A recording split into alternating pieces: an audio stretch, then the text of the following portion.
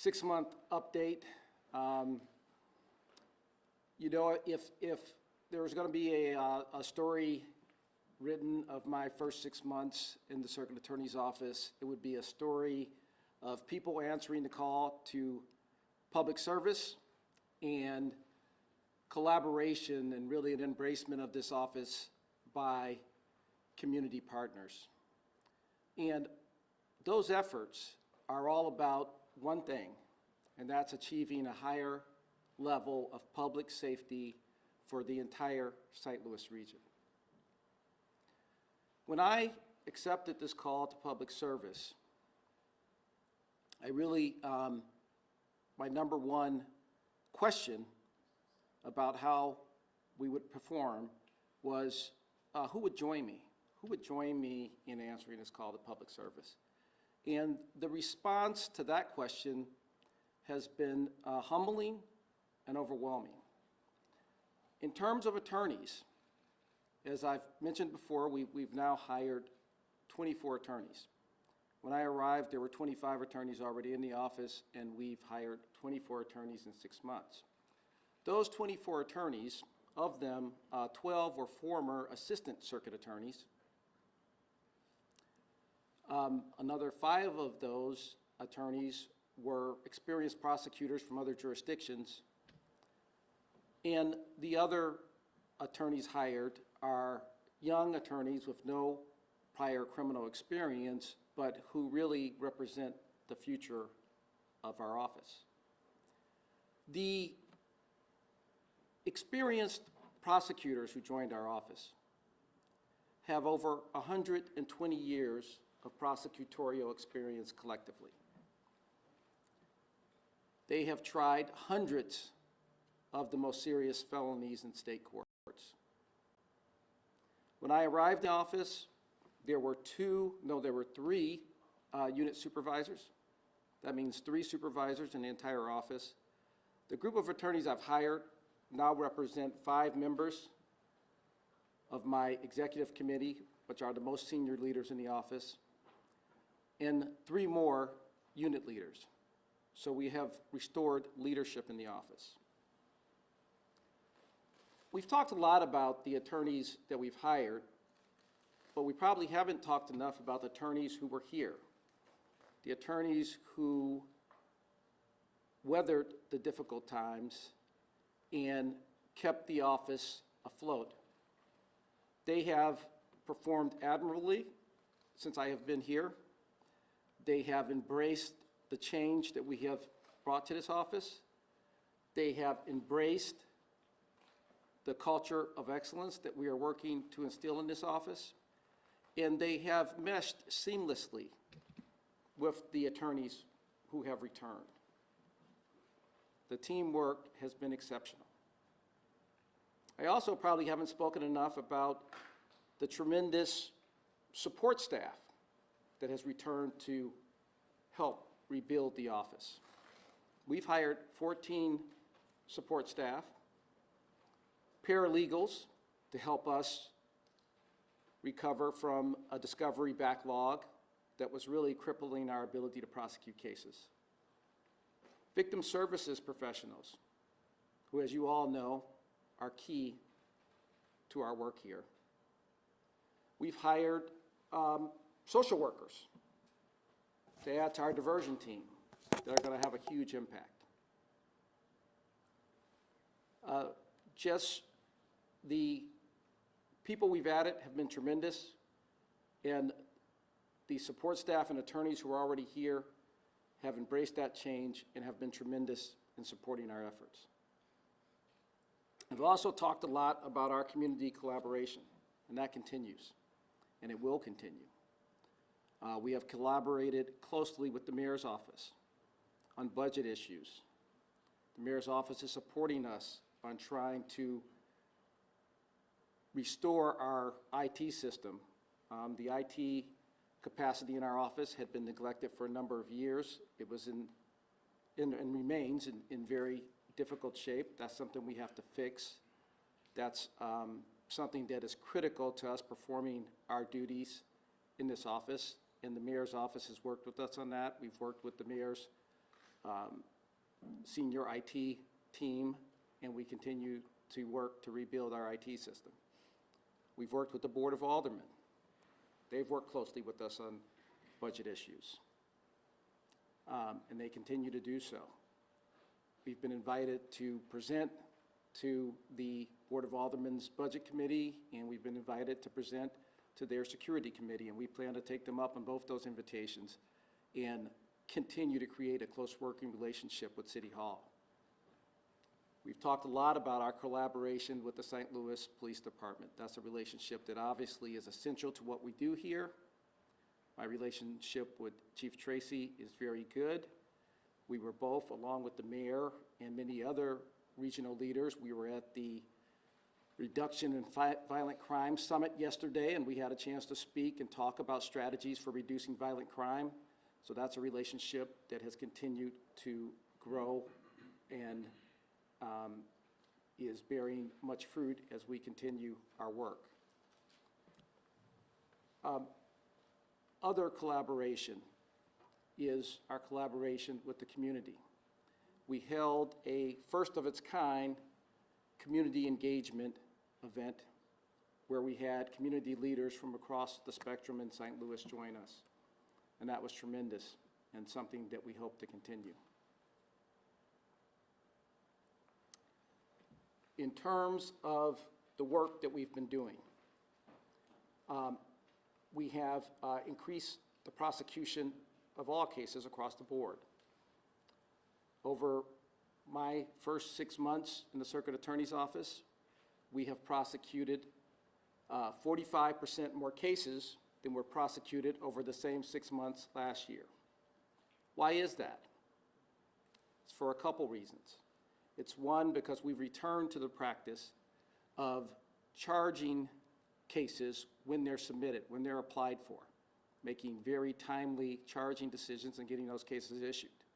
And two, there's no type of crime that we are looking the other way on.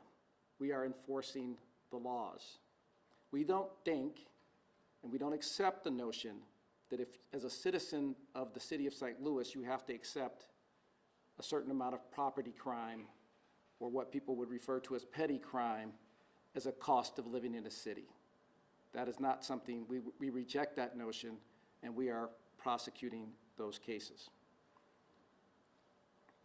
In terms of the homicide backlog that we've talked a lot about, when we refer to a homicide backlog, what does that mean? When I was appointed, there were 250 homicides pending. We've done some research, and the typical number of homicides pending in the city of St. Louis is about 100 to 115. So we're looking at a significant backlog of homicide cases that we have been working our way through. Since I have been here, in the 6 months, we have disposed of 53 of those cases. In that time, we've also charged 37 new homicide cases. In addition to that, and this is another example of our increased relationship and collaboration with St. Louis Metropolitan Police Department, in addition to that, we're working with the homicide unit to take a second look at 24 homicides that were applied on in the past administration that weren't issued, but that the homicide division believes have merit, and cases where we have the evidence to go forward. So we're taking a hard look at those cases. We talk about the homicide backlog and how we're working through it. I'll tell you right now, we don't have the capacity within this office to handle 250 homicides. That's more than 100% of what typically is pending. And so we've had to rely on our community partners. We've had to rely on the U.S. Attorney's Office. They've agreed to take on a rolling basis 20 homicide cases. And those cases are being handled by experienced prosecutors, most of whom prosecuted cases in this courthouse as assistant circuit attorneys. We've relied on the private sector, law firms that have stepped up, and we've had experienced assistant circuit attorneys who are now at those law firms come back and take cases. they're handling another 30 homicides for us on a rolling basis. We could not be moving forward as we are without that collaboration. The other backlog we encountered was the backlog with the Warrant Office. This number has been a moving target. We've been trying to figure it out. And I will tell you that now we've gotten through everything and we have a good assessment of it. And we have determined that on the day I was appointed, there were 6,700 applications for warrants pending that had not been reviewed. When we got in, we began the process of working to reduce that backlog, and we reduced that backlog to about 4,200 cases. And that's what we think we currently have pending, somewhere around 4,200, 4,000 cases, something like that. The good news is that we went through that backlog. We identified the most serious felonies, your violent felonies, robberies, rapes, assault first, and there were even 9 homicides in the backlog. We've identified those cases, and those cases are being reviewed, and appropriate charging decisions have been made. The remaining 4,000 cases consist of misdemeanors and what we refer to as C, D, and E felonies. And we're going to work our way through all of those and make appropriate charging decisions. We estimate that that's work that's going to take us at least through the first quarter of next year, but it's work that we're going to do, and we're going to do it correctly. And again, working on that Warrant Office backlog. That is another example of where we couldn't move forward without collaboration from our community partners. We've gotten a lot of support from St. Louis County. They had one of their most experienced warrant officers working with us during our first 4 months here. He was here every day. He was on the ground, making a huge impact in terms of helping us work through the Warrant Office backlog. We had the prosecuting attorney himself, a former alumni of this office, come down and sit in our Warrant Office and review cases personally, as well as send his assistants to assist us in the review of those cases. The Missouri Office of Prosecuting Services, MOPS, has been tremendous in supporting our office in a number of respects, including in the Warrant Office and in helping us restore and rebuild victim services. So like I said, it's been a story of people answering the call to service and a story of collaboration. Where do we go from here? What is our vision for the office going forward? I've said on a number of occasions that it is my vision of the office that we will be one of the highest performing prosecuting attorneys' offices in the country. And what does it take to achieve that? Well, first of all, people will tell you that any law office, the number one thing is your people. And so if we're going to be one of the highest performing prosecuting attorneys' offices in the country, we're going to have to invest in our people, in our attorneys and our support staff. What does that investment look like? It looks like compensating our attorneys and support staffs at a level commensurate with neighboring prosecuting attorney offices. It looks like an investment in training, making sure that they have the skills that are necessary to perform their jobs at the highest level. We've made that investment in training already in hiring former Supreme Court Justice George Draper as our chief of training. That's a position that's never existed in this office. It's a position that's necessary to make up a training deficit that exists. It's a position that's necessary to prepare our young attorneys to move up more quickly than is typical to start handling the more serious felonies, because that's what we're going to need to work our way out of the backlog of homicides and violent crime cases. It's going to require investment in sending our attorneys to outside training conferences, which we have already started to do. We've got 4 young attorneys who are going to a MOPS conference in the next month. Our vision for this office includes a deep engagement with the community. We've had a lot of work to do this past 6 months, but I didn't let that distract us from starting the work of engaging with the community. I've personally attended over a dozen community engagement meetings throughout the city, and that work's going to continue and it's going to increase. It's going to increase because we've hired a director of community engagement, Leanne Mosby, who's been working hard to start building those relationships, and we're going to really increase our outreach to the community. Why is that outreach important? It's important to build trust. It's important to hear the concerns that the community have. It's important to build that trust and that understanding that will encourage members of the community to assist us in our prosecutions. That's the number one issue we encounter. It's the number one reason why we can't pursue justice in cases is a lack of community and witness cooperation. So by deepening that relationship and really expending more resources on deepening that relationship than ever before has been done in the Circuit Attorney's Office, we hope to improve that and thereby improve the administration of justice.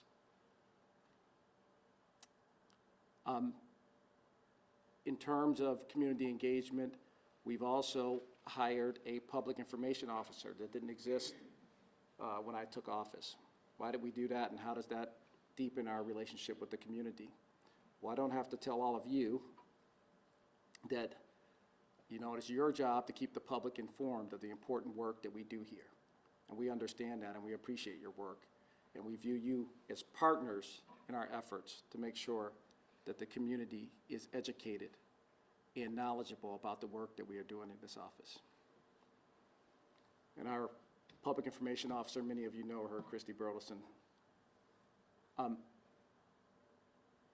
What else do we have as our vision for the future? The modern prosecution office, in that office, a critical component of every modern prosecuting attorney's office is a diversion program. And we are working to build a robust, comprehensive diversion program. When I arrived in this office, the diversion program had 40 participants.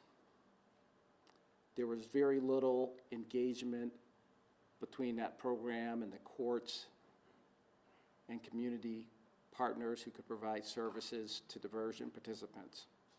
We're going to change all that.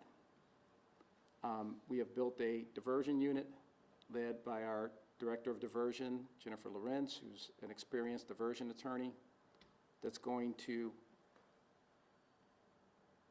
be robust and probably in 6 months have anywhere from 250 to 400 participants. Why is diversion important? It's important for 3 reasons. One, because we are a community that believes in fairness and second chances. And our diversion program is going to focus on giving nonviolent offenders an opportunity to redirect their lives, to take advantage of services available in the community, to redirect their lives and not become habitual participants in the criminal justice system. The second reason we believe that our investments in diversion are going to pay dividends is because the data tells us that diversion works. It's successful in redirecting individuals into a more productive lifestyle and not a life of crime. The third reason that diversion is important for what we do is that our focus needs to be, and this was something we discussed yesterday at the Reduction in Violent Crime Summit, our focus needs to be on that small group of individuals who are committing the vast majority of the violent crime that plagues our community.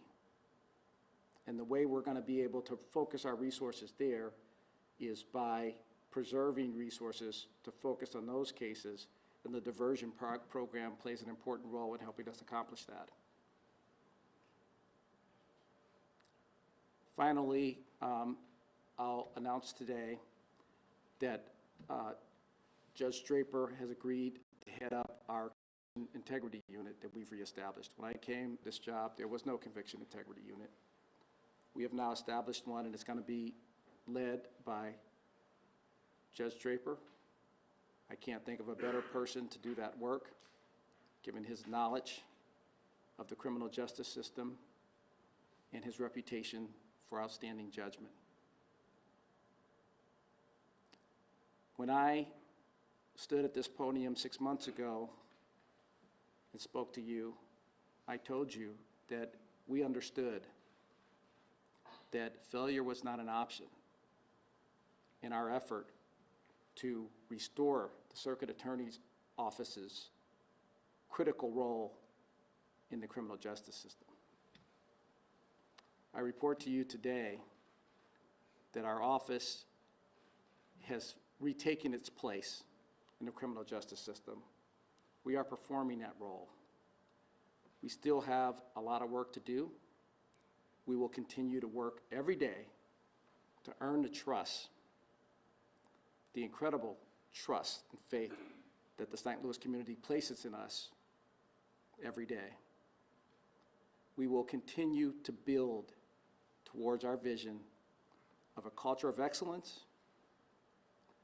and to have one of the highest performing prosecuting attorneys' offices in the country. Again, thank you all for being here, and we will take some questions. Circuit Attorney Gore, you mentioned your vision for the future, but I didn't hear mention of whether that's going to include you. Are you planning to run for this office?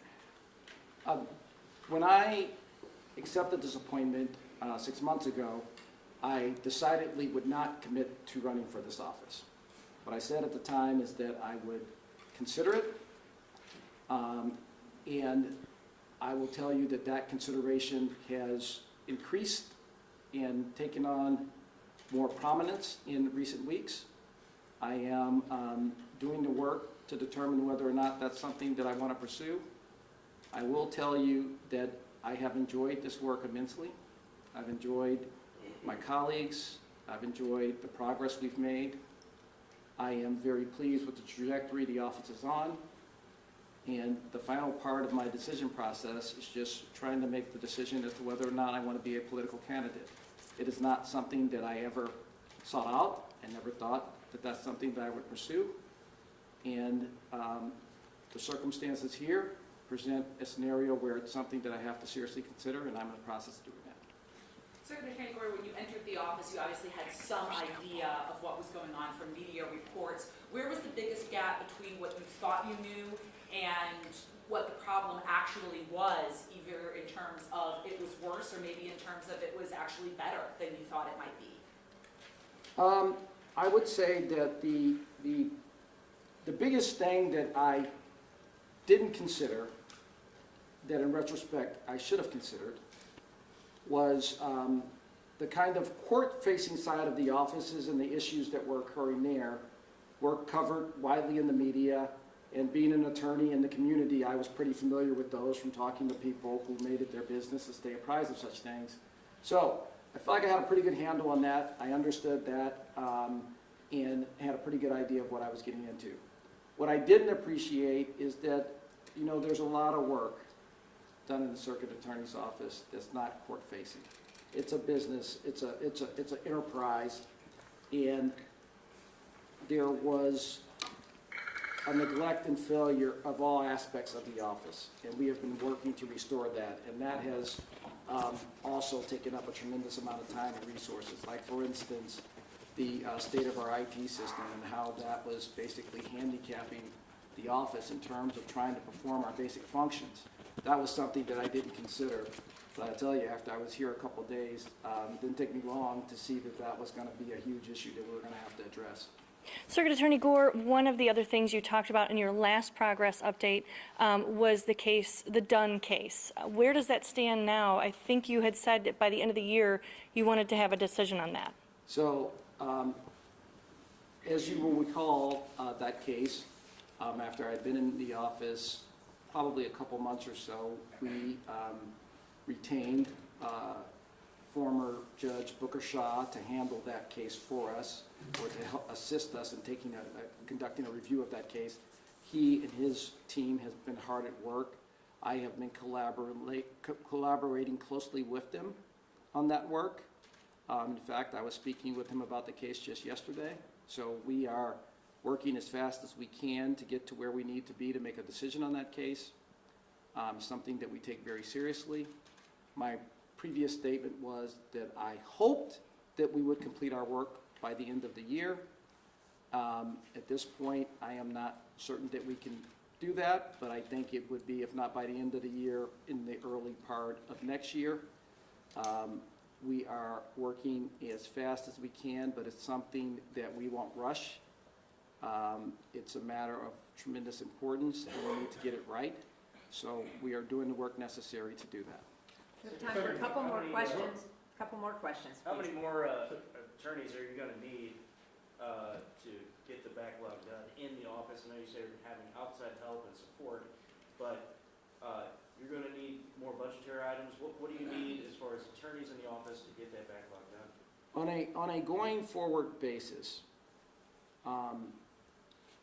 you know, the number I've heard and that the records reflect is that at the time that Kim Gardner took office, there were approximately 60 assistant circuit attorney positions budgeted.